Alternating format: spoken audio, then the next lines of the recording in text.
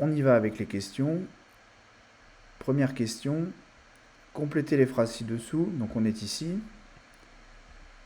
avec les expressions suivantes. Donc vous avez des propositions qui sont en gras et vous devez les placer au bon endroit dans le texte à trous, sachant que ces phrases, une fois bien complétées, vous permettront d'interpréter les données du tableau. C'est un moyen de vous entraîner à comprendre comment se lisent les données comprises dans le tableau. Donc, alors allons-y. Donc, on va aller de ce côté pour la réponse. Donc, on est ici. Sachant que pour pouvoir bien mettre ça dans le bon ordre, il faut regarder les données qui sont soulignées dans le tableau. Donc, vous voyez, vous en avez plusieurs ici.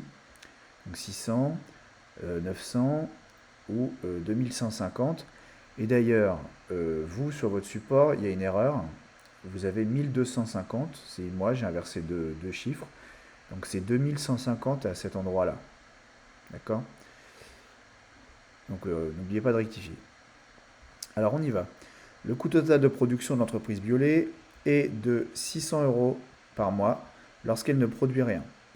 On le voit dans le tableau, donc le 600 il est souligné, et on voit que quand on produit 0 tonnes de lait, donc on ne produit rien, on a quand même des coûts à assumer. Donc le coût total s'élève quand même à 600 euros.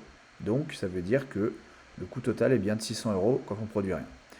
Produire une 20e tonne de lait implique une hausse du coût total de production de 2150 euros par mois. C'est le coût marginal de production. Alors comment le voit-on? Donc on est sur la ligne coût marginal, donc CM de X. D'ailleurs c'est petit m. Quand c'est petit m, c'est coût marginal, et quand c'est grand M, c'est coût moyen. Donc ne vous trompez pas. Donc ça veut dire quoi quand on lit dans la ligne coût marginal et que là c'est marqué 20, ça veut dire que le coût de production de la 20e unité, c'est-à-dire la 20e tonne de lait, s'élève à 2150 euros par mois. Ou si vous voulez, dit autrement, le coût total de production a dû augmenter de 2150 euros pour passer de 19 tonnes de lait à 20 tonnes de lait. D'ailleurs, si vous regardez, faites la différence entre ces deux coûts totaux de production et on trouve bien 2150 euros. Ensuite, on repasse là pour la lecture. Quand l'entreprise Biolay produit 10 tonnes de lait par mois, chaque tonne lui coûte en moyenne 900 euros à produire. Donc dans votre tableau, on voit ici 900, il faut essayer d'expliquer ce qu'il veut dire. Eh bien, c'est uniquement, c'est très simple, c'est l'idée que quand vous produisez 10 tonnes de lait, le coût total il est de 9000. Donc en moyenne, vous divisez le coût total par la quantité produite, donc 9000 divisé par 10, vous trouvez donc 900. Ça veut dire que quand vous produisez 10 tonnes de lait, eh bien chaque tonne de lait vous coûte à produire en moyenne 900 euros. C'est le coût moyen de production pour une tonne de lait quand on en produit 10. Question 2. Alors, du coup, on va aller ici, on suit comme si vous faisiez le travail chez vous. On regarde les questions qui arrivent. Donc là, vous avez complété ici, avec ce qu'on a dit. Question suivante. À votre avis, pourquoi le coût total de production est de 600 euros par mois alors que rien n'est produit? 0 tonne de lait. Bon, bah, la réponse, c'est simple, c'est parce que l'entreprise, elle a des coûts fixes. Ça, je vous renvoie au lexique un peu plus haut. Les coûts fixes, c'est des coûts de production qu'on doit assumer même quand on ne produit rien pour une entreprise. C'est des coûts qui sont indépendants de la quantité produite. Donc, la réponse, vous l'avez là. Indépendant de la quantité produite, donc c'est l'éclairage des locaux. Qu'on produise beaucoup ou qu'on produise rien du tout, faut bien éclairer les locaux. Toutes les dépenses liées à l'assurance, le loyer des terrains ou des locaux si on n'est pas propriétaire des terrains.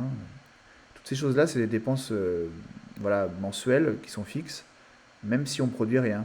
Ou qu'on produise beaucoup ou rien, ces dépenses sont tout à fait constantes. Donc c'est pour ça qu'on parle de coûts fixes et que dans notre cas, en produisant zéro, on doit quand même payer 600 euros de coût de production. Question 3. À l'aide du doc6, donc c'est le document qui vous est fourni un peu plus haut. Là, pour rappel, le doc6 il est ici. Ça explique les les objectifs des entreprises et les contraintes auxquelles elles font face. Donc à l'aide du doc 6, du lexique qui est en dessous et des réponses précédentes, remplissez les cases vides du tableau. Bon, ça c'est très rapide, hein, c'est super facile. Donc là vous avez les réponses. Mais comment est-ce qu'on les obtient ces réponses? Eh bien, c'est pas difficile. Donc, je vous fais voir votre tableau vide à vous. Et là les réponses. Comment est-ce qu'on les trouve? Toute la ligne qui concerne le coût moyen, ça consiste à diviser le coût total par la quantité produite. Voilà. Donc 11 470 divisé par 14, ça vous donnera le coût de production moyen d'une tonne de lait quand on en produit 14. 12 420 divisé par 15, ça nous donne le coût total, enfin le coût moyen, pardon, d'une tonne de lait quand on en produit 15. 13 550 divisé par 16, ça va donner le coût moyen de production d'une tonne de lait quand on en produit 16. Bon, vous avez compris. Un coût moyen, c'est coût total divisé par la quantité produite. Ok? Et ça nous permet de remplir ceci. Le coût marginal, c'est un petit peu plus subtil. Il faut comparer le coût total de production de la colonne considérée. Donc là, on l'a ici, avec le coût total de production de la quantité juste derrière, juste en dessous. Donc là, ici, vous avez le coût total pour 13, c'est 10 650. Le coût total pour 14, c'est 11 470. Donc, pour produire une 14e unité, 14e tonne de lait, c'est-à-dire passer de 13 à 14, il faut rajouter 820 euros. Si vous rajoutez 820 euros à ce coût total, vous arrivez bien à ce nouveau coût total. D'accord? C'est pour ça que ça fait 820.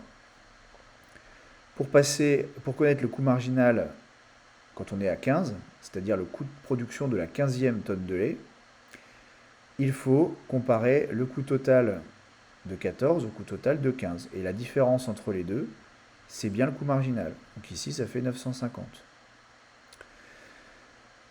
Pour 16, une quantité de 16, quel est le coût marginal pour une quantité de 16? C'est-à-dire combien ça nous coûte de produire une 16e tonne de lait. On compare le coût total de 16 unités au coût total de 15, et l'écart entre les deux, c'est bien le coût de production marginal qu'implique la production d'une 16e tonne.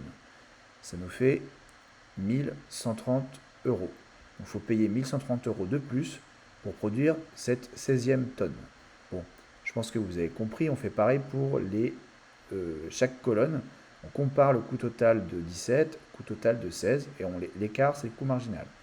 Coût total de 18 au coût total de 17, le coût total de 19 au coût total de 18, et ainsi de suite. Et avec ça, on peut bien remplir le tableau correctement. Donc là, vous avez les réponses ici.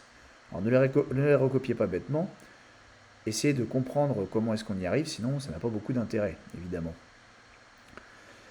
Alors, à l'aide du doc 6, c'est bon. Question 4, placez les points manquants sur le graphique, voire annexe 1, et tracez la courbe de coût moyen, puis celle de coût marginal.